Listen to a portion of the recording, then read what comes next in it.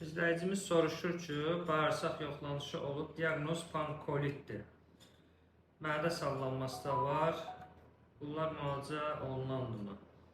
Pankolit dediyimiz, əgər burada kolonoskopiya müayinəsindən sonraki xoralıq kolitdən danışırıqsa və xoralıq kolitin pankolit variantı ilə gedən formasından danışırıqsa, bu müalicə olunan bir şeydir. Təbii ki, müalicə olunan bir şeydir.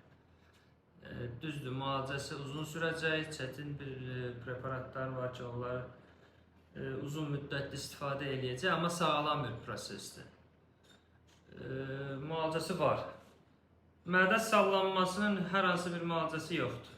Mədə saxlayan bağlarda boşalma olan zaman mədə sallanıb çanağa düşə bilər. Bunun da heç bir müalicəsi yoxdur. Yəni onu qaldırıb yuxarıda saxlayacaq heç bir müalicə yoxdur. Hətta bunun əməliyyatla da belə bir yolu yoxdur ki, bunu eləsə. Və buna ehtiyac da bilmirəm. Yəni bunun var da, nə olsun. O xəstəni incitmir axı. Xəstəyə o qədər də narahatçılıq verən bir şeydir. Amma pankolit bəli, ciddi bir xəstəlikdir və müalicəsi də var.